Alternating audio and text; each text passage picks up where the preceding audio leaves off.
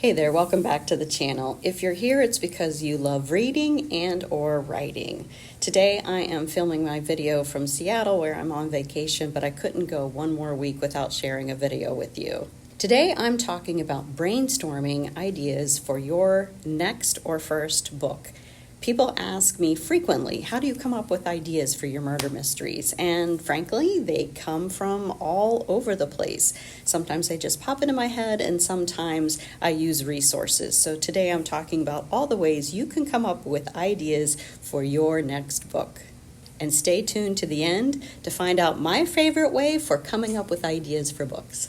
I'm author Nancy Basile, and as I mentioned, I write murder mysteries. I just released Bright Girl, a crime fiction starring two detectives. Think buddy cop movie, but a little grittier.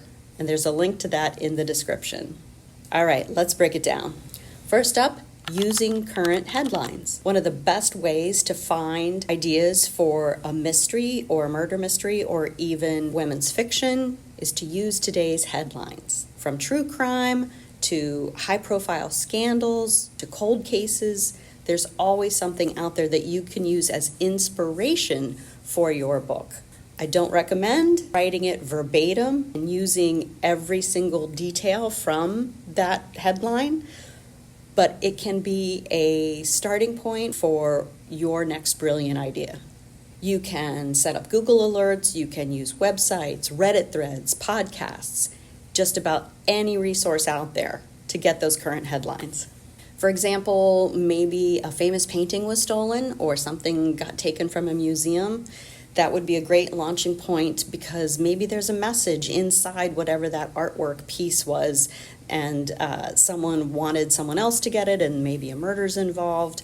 But that's the way the brainstorming works when you read those headlines.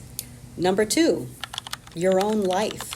Believe it or not, your own life holds a ton of potential for your next book. And I'm not talking about an autobiography. Think about odd things that have happened to you, even if it's a wrong text or a wrong turn down a dark alley, or neighborhood gossip, or has something happened in your life that you could write a story and tell a different ending. Your life is chock full of inspiration for these things, even if it's as simple as using where you grew up as the setting for your books, like I did for my Sutton mysteries. A specific example might be when you were a kid, you discovered a diary that had some kind of lock on it, and you had to solve a puzzle to open it, and then that's the kicking off point for an adventure that you write about. Anything like that is fodder for a good book. Specifically talking mysteries, another way to generate a good mystery is to take traditional mystery tropes and spin them or turn them upside down.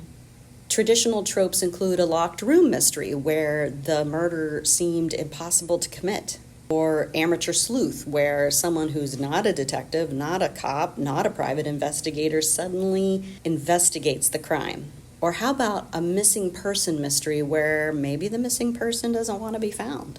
You could put a modern spin on a traditional trope. Say you have a modern day PI who, instead of being a detective or a police officer, is a social media influencer, and they use their following to help them solve crimes. They reach out to Reddit threads or Instagram or whatever for clues and information. That would be a lot of fun to read and probably to write. And the fourth method, take some of the ideas I already mentioned and combine them. It could be headline plus personal experience plus traditional tropes equals your original story. An example might be, let's say in the news there's a hiker that's gone missing, and you remember that time you were out geocaching and your GPS got you lost and confused. And let's say the hiker is found and there's been foul play, but they can't remember anything because they have amnesia, and the clues are hidden in a locked cabin and they can't remember where the cabin is or how to get there. You can combine all those elements to write a fantastic thriller. Now, for my favorite way to come up with ideas, and I'm not kidding, it's usually when I'm doing something that has nothing to do with writing. The number one places I come up with ideas for my books are driving in the car, in the shower, and laying in bed at night. Sometimes you have to let your mind wander, and you will be amazed with the epiphanies that come through. Take a walk, take a shower, go for a drive, let your mind wander, and let those ideas turn into your next book. So where do you get your own ideas? Tell me in the comments below. Share with the class. Once you have that idea, it can seem really overwhelming to write a whole dang book, and that's why I have this video to help you get started. Thanks for watching. I sincerely appreciate you, and I hope that this video kickstarts your brainstorming sessions to write your next book.